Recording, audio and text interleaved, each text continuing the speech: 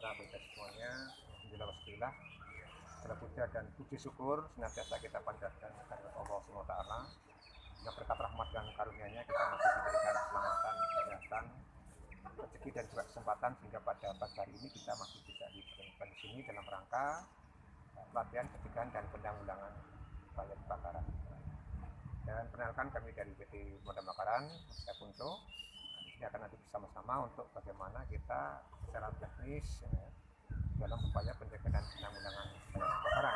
Karena berkaitan dengan penggunaan sarana proteksi kebakaran yang ada, peran APAR. Nah, tadi juga kaitannya dengan kebakaran, teman-teman juga sudah paham kan, sebenarnya tidak bisa dideteksi kapan terjadinya. Dia terjadi kapan saja, dalam situasi apa saja. Oleh itulah tentu dibutuhkan kesiapan kita, kesiagaan kita dalam upaya bagaimana mengantisipasi maupun mengatasi bahaya kebakaran, terutama pada tahap awal terjadinya kebakaran. Di saat api itu belum menjadi besar, paling tidak kita bisa mengatasi. Apalagi kaitannya kebakaran pada bangunan gedung. Ini suatu hal yang harus memang perlu pelatihan. Kenapa? Karena di sini juga kaitannya pemilik atau pengelola bangunan gedung ini memang wajib berperan aktif dalam upaya pencegahan dan penanggulangan kebakaran. Wajib berperan aktif. Ini juga sudah diatur di dalam peraturan daerah Perda nomor 13 tahun 2015 tentang pencegahan dan penanggulangan bahaya kebakaran. Berperan aktif yang seperti apa? Tentunya dengan penyediaan prasarana dan sarana proteksi kebakaran. Itu wajib. Prasarana seperti apa? Prasarana kayak sumber air, jalur penyelamatan, itu selesai prasarana. Sarananya apa? Sarananya yang seperti kayak sistem deteksi, sistem pemadam api, dan deteksi dalam bangunan gedung ya smoke detector, hard detector, dan sistem pemadam api. Pemadam apa? Itu ada APAR, alat pemadam api ringan, ada fire hydrant ya, fire hydrant itu baik itu hidran halaman maupun hidran setiap bangunan gedung lantainya, dan box itu ada yang di halaman ukuran 2,5, yang di gedung itu yang 1,5. Itu sebagai sistem pemadam api. Ada lagi sprinkler dan sebagainya. Itu secara bidangnya sistem pemadam api pada bangunan gedung. Kemudian bagaimana? Nah, secara teknik maupun taktik. Teknik di sini adalah kemampuan kita di dalam menggunakan sarana yang ada. Ada APAR nih. Kita semua wajib di dalam dan bisa di dalam penggunaan APAR. APAR, kapasitas APAR ada yang 3 kilo dan 6 kilo ya. Secara teknis saya kira teman-teman juga sudah bisa ya. Tapi ini wajib semuanya. Tidak hanya dari teman-teman seperti saja, tapi semua penghuni bangunan wajib bisa dilakukan APAR. Kemudian yang perlu kita perhatikan juga di perawatan. APAR harus dalam ini yang jenis pressure ya, itu harus jarum harus selalu di warna hijau. Ini untuk menunjukkan bahwa tekanan N2 di dalam tabung ini masih berfungsi, masih ada ya, artinya digunakan, pada saat digunakan dia akan berfungsi dengan baik karena masih ada gas pendorong atau tekanan. Berbeda kalau ini sudah ngedrop, itu sudah menurun, jalan 3 kilo paling keluar cuma 1. Apalagi kalau udah drop sampai ini dipastikan sudah habis, sehingga pada saat digunakan tidak bisa, tidak berfungsi. Ini di perawatan seperti itu. Kemudian powder, karena powder ya, enggak sering dikocok lah. Dan kalau pemakaiannya, kalau ini 3 kilo sih jinjing aja bisa lah ya. Ini misalnya kaput ya dipakai. Kemudian mendekati ke titik api, jarak 3-4 meter turunkan, baru segel cabut, tarik, angkat, dekati, kasih tekan sampai api padam. Ini secara teknis di dalam penggunaan alat pemadam api ringan. Kemudian secara taktiknya, taktik di sini adalah cara-cara yang kita gunakan di dalam penanganan kebakaran itu sendiri. Ada sistem smothering, cara pemadaman dengan menghilangkan unsur oksigennya. Setelah kayak minyak kebakar di suatu tempat lah katakanlah.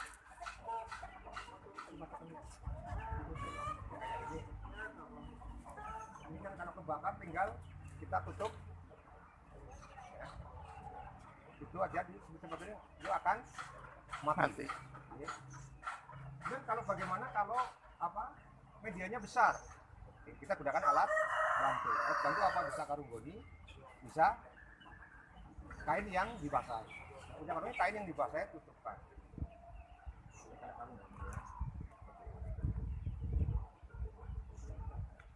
Caranya juga tinggal kalau punya di luar, ini sistem smothering, kita tutupkan dan mati akan keluar tanda asap putih, kemudian kita ambil lagi. Nanti kita simulasikan ya. Ini smothering ya, menggunakan unsur oksigennya.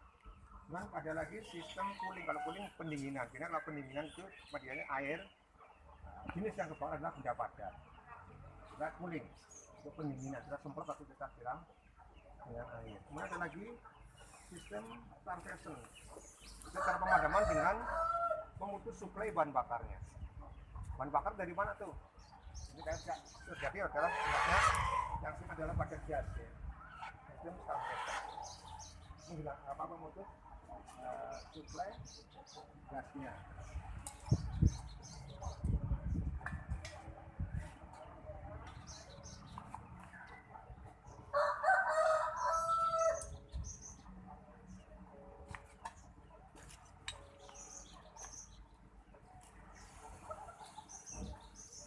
Seperti ini ya.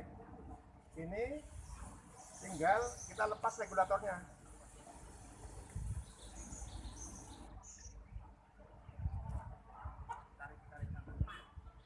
Nah, dengan terlepas regulator otomatis kan terputus suplai gasnya.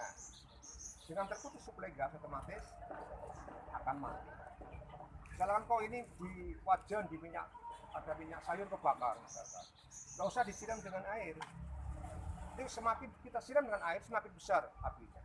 Kita ambil anduk yang dibasahi, tutupkan di wajan itu, sudah dia mati. Yang penting apa? Kalau kebakaran gas mati sudah terputus suplai gasnya. Dengan terputus suplai gas otomatis api akan mati. Selama ini belum terputus, maka selama gasnya masih ya udah ini terus kebakar. Kalau mendekati Pak, Kalau yang kebakar regulatornya otomatis kan panas deh. Kita gunakan alat bantu tadi, anduk dibasahi, kerubungkan, tutupkan, cabut regulatornya, seperti itu. Ini yang masih banyak kasus terjadi kalau di warung-warung itu kan kadang ada beberapa kompor, ada beberapa gas ya. Ini sedang lagi masak, ini masang terus bocor, nyamber ke sini karena panik kabur semua. Kalau yang kebakar di regulator, ambil kain yang dibasahi, tutupkan saja kerudung, kemudian lepas regulator, udah aman. Bawa gasnya keluar. Makanya kalau gas ini kan sebenarnya nggak berbau, dikasih bau itu tanda. Karena kalau bau seperti ada bau gas itu, kita jangan nyalakan kompor dulu, ya, buka ventilasi biar gas keluar. Kita cek kebocoran di mana nih, di gasnya atau di selang dan sebagainya ya. Kita cek, pastikan kalau tidak ada kebocoran. Kita cek juga dengan air sabun dan sebagainya. Kalau ada buih berarti masih ada bocor di tabungnya dan sebagainya. Kita pastikan kalau sudah aman, baru kita pasang lagi. Jika ada bau, baru kita nyalakan. kalau penanganan bocor itunya Pak, gasnya Ini ya, ini kalau nyala bocor, misalkan bocor terus lah katakanlah, ya. Kalau bocor itu kita sindik saja. Tutup pak sendilnya tuh. Nah, pakai kayu lah, biting lah ya, jus. Dia akan otomatis akan nutup. Pernah kita nangani kebakaran waktu itu gas yang 12 kilo ya. 12 kilo tuh di Sokaraja itu. Jadi ini sudah kebakar becos ke atas. Kita nangannya gimana? Kita hanya pakai waktu itu kain ya. Kita ambil di bangunan itu, pinjam kain, kita ikatkan ke sendal, basahi, kita tutupkan di atasnya. Itu kita gunakan sistem smothering, menghilangkan unsur oksigen. Tertutup, mati, baru kita ikatkan, kita bawa keluar, kita masukkan ke, kalau ada kolam kita kolam, kalau ada ya ember lah ya, tutupkan usus. Itu cara untuk penanganan secara taktiknya. Jadi garis besarnya adalah di dalam sistem pemadamannya. Jadi kalau di dalam penanganan kayak rumah tinggal kita ada beberapa pola ya, pola di dalam penanganan rumah tinggal. Yang penting bagaimana tujuan pemadaman ini adalah untuk memadamkan api, terus mencegah agar api itu meluas atau merambat. Kita melokalisir. Jadi titik, misalkan kebakaran A, B, C, B kebakar. Bagaimana penanganannya? Kita lokalisir dari A dan C ini kita tutup ke tengah.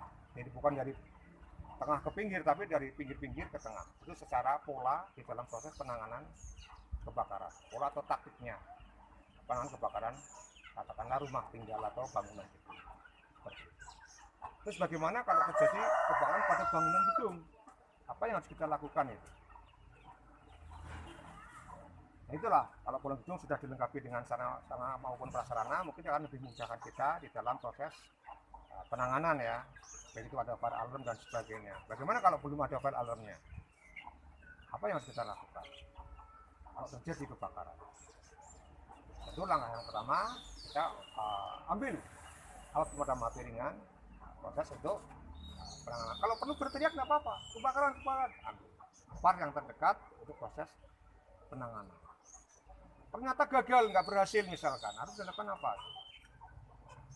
Ya saja, apar sampai habis, api belum padam. Proses selanjutnya adalah evakuasi. Jangan lupa hubungi kantor pemadam kebakaran. Itu kalau kita tidak bisa mengendalikan, cepat panggil kantor pemadam kebakaran. Jangan api sudah gede sekali baru kita hubungi damkar. Tapi cepatnya hubungi damkar yang terdekat. Nomornya di berapa? Di 0281 113. Kalau pakai HP 0281 113. Itu 24 jam kita standby, kapanpun dibutuhkan kita siap. Makanya untuk penanganan lebih bagusnya adalah penanganan awal. Jadi teman-teman bisa mengantisipasi maupun mengatasi di dalam proses penanganan awal, pemadaman awal, ini penting sekali. Jadi itu sebagai gambaran. Kemudian misalnya kalau dari bangun gedung kemana arah kita akan keluar? Itu kan kalau di bangun gedung sudah ada arah butuh jalur evakuasi. Kita ikuti jalur evakuasi sampai pada titik kumpul atau titik aman, single point. Kita kumpul di situ. Ini tugas kita. Kita adalah tim yang paling keluar, paling carry, paling buncit. Cek semuanya. Barangkali masih ada yang karena takut api ngumpet. Kita cek, pastikan bahwa bangun gedung itu sudah keluar semua. Selamatkan juga dokumen penting. Harus yang dibawa apa nih? Yang diselamatkan apa? Nah, itu yang kita selamatkan. Di samping jiwa manusianya, juga dokumen-dokumen penting lainnya harus kita upayakan untuk kita evakuasi, kita selamatkan. Seperti itu. Ini gambarannya. Kemudian kalau ini pakai lift nggak, Pak? Nah, misalnya kalau ada liftnya, kalau ada kebakaran, pastikan lift itu mati. Semua pada kondisi di bawah. Jangan menggunakan lift pada saat terjadi kebakaran, kecuali lift kebakaran. Kalau lift biasa itu pastikan lift selalu berada di bawah. Lewat tangga darurat saja, lewat tangga jalur itu aja. Ini misalkan kita proses penanganan pada bangunan gedung. Makanya kalau bangunan gedung ini harus punya manajemen keselamatan kebakaran gedung. Itu ada tim-timnya nanti. Tapi kalau memang itu kita memaksimalkan pada kita, itu tugas kita. Maksimalkan. Apar semuanya harus bisa di dalam proses penanganan perawatan. Maka di sini mencegah lebih baik daripada memadamkan. Itu utamanya pencegahan. Ini sudah bagus sekali dari UT untuk secara rutin ya untuk kegiatan pelatihan penanganan kebakaran, termasuk mengkondisikan alat pemadam kebakaran dalam kondisi yang baik. Ini suatu hal yang sangat bagus dan itu wajib untuk semua pemilik atau pengelola bangunan gedung. Seperti itu. Kita praktekkan nanti kita menggunakan karung benih dulu, alat pemadam tradisional, baru nanti kita proses penggunaan alat pemadam api ringan. Sebelum kita mulai mungkin kita diskusi, barangkali ada yang ditanyakan. Kira-kira apa yang disampaikan jelas betul nih? Jelas. Jelas ya. Karena itu nanti kita praktekkan dulu, kita akan contoh menggunakan karung goni, ya. Dan dia tetapkan saja. Dan ngambilnya pun tetap kita harus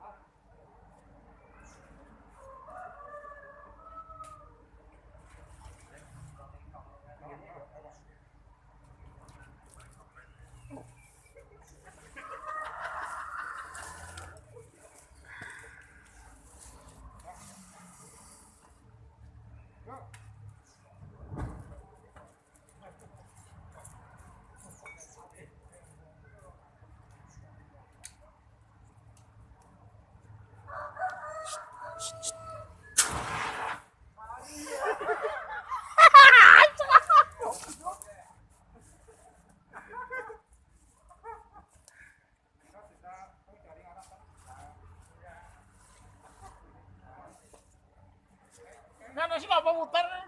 Oh ngono.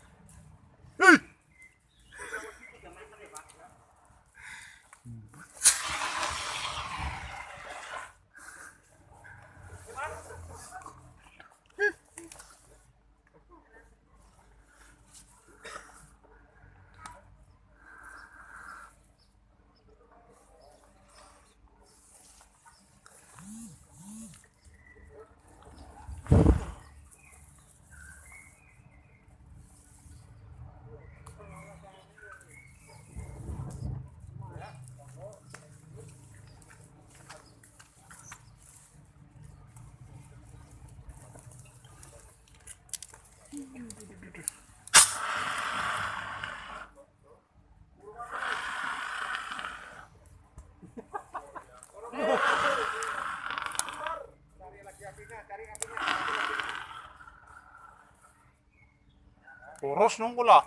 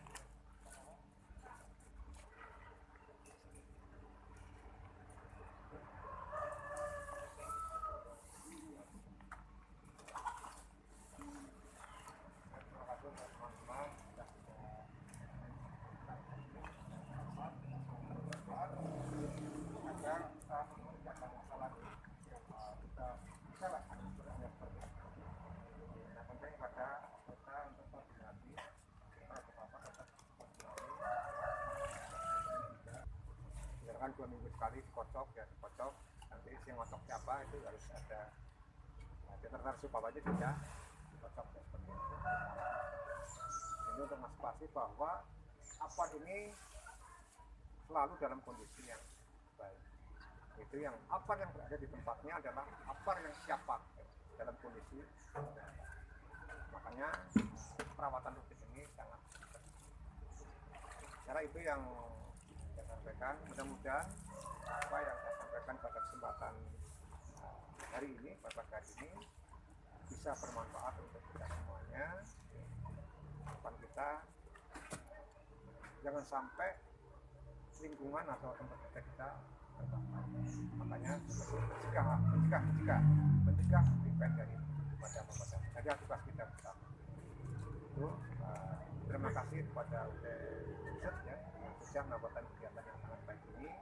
Mudah-mudahan ini sudah dilaksanakan untuk rutin. Nah, ini sangat penting. Terima kasih dan apabila kita Assalamualaikum warahmatullahi wabarakatuh. Waalaikumsalam warahmatullahi wabarakatuh. Terima kasih.